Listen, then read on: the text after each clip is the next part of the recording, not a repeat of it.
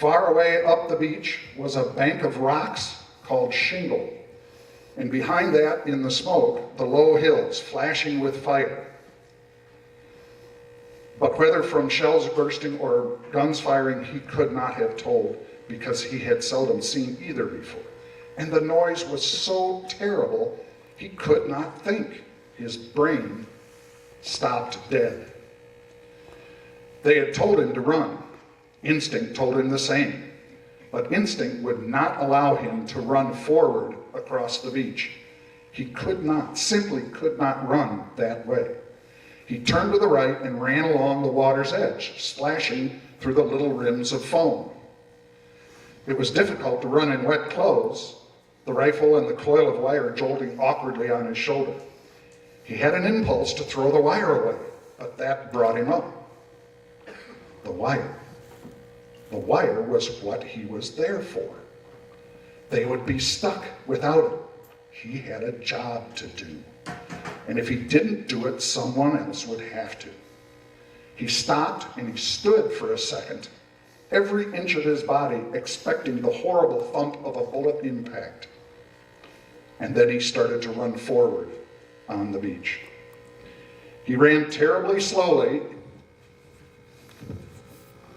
in spite of his utmost effort, like another childhood dream, the one in which you run and run to escape from a monster, but you can't move. And while he was running, he was only conscious of a little area of sand around him, a yard or two on each side and ahead.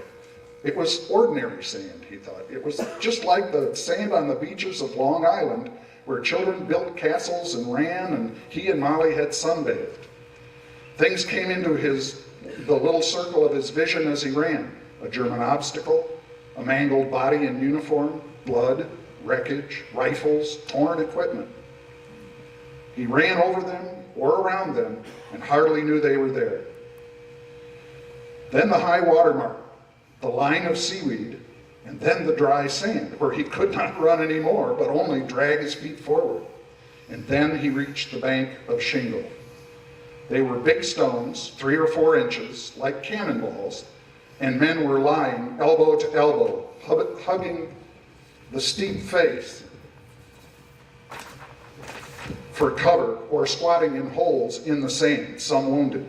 He dropped down there, aware for the first time of the rasping of his own breath and his heart thumping, and he peered at the men near him, hoping to see his friends and his officer.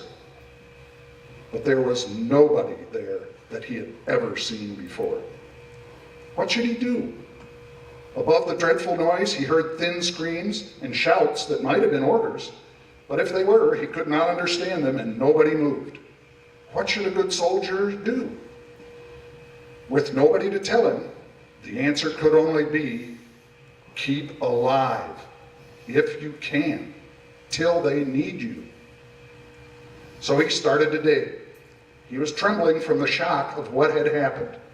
And that's no wonder, because that same shock, the shock of the instant transition from companionship and shelter of the boats to the very whitest heat of the war, where every man is always alone in spirit, had strained every man who landed to the limit of what brain and will can stand.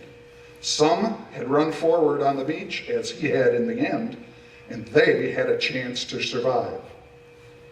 Some had been unable to make that decision, as he had at first, and they lingered on the edge of the water and died. Desperately digging in the loose, dry sand, Myers threw down his coil of water beside the hole. There it lay, half a mile of it. Something must have gone wrong, he thought. The landing could not have been meant to be like this, because he was meant to go on and lay the wire to someplace inland. But nobody, so far as he could see, had yet even been able to cross the Shingle rocks.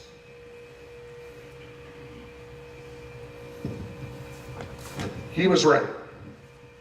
Since the very beginning of the invasion at Omaha Beach, an hour before he landed, almost everything had gone wrong.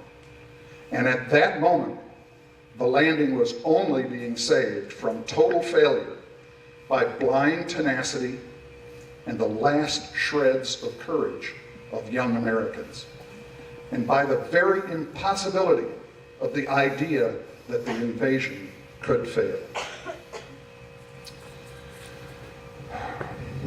Well, historian and author Thomas Childers said of the D-Day invasion in his lecture series, "There is a tendency to think, looking back in retrospect, that victory was a foregone conclusion.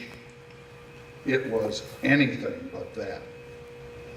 The extraordinary feats of heroism on that day continued to boggle the mind almost 70 years after the fact."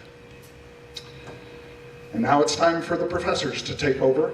Thanks very much for listening, and I hope to see you down at LST 393 this spring.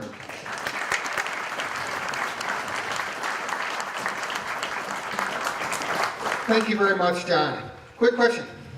When they used it for the transport to Milwaukee, why didn't they use the bow doors in the ramp? They did not use the bow doors because they wanted to weld them up because they leak. They even leak going across the Atlantic.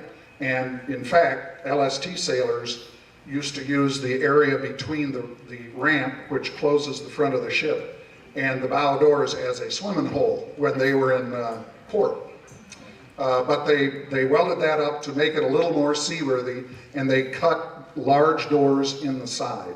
And you can see those when you're at the MART dock. If you've ever been on the ship, there are big doors in the middle, right in the middle on either side. And that's where they brought the new cars in. And there's one on each side, this side for Muskegon, and the one on the other side is for Milwaukee. And they built a steel deck, 6 foot high, all the way the length of the tank deck, so they actually had 2 layers of cars inside during the crossings. Again, as a community, we just couldn't be luckier than to have 2 fine museums here in Muskegon sharing the story of World War II. The LST 393 opens on April 27th. Brand new paint job, wonderful article in the paper, and they're looking forward to many visitors.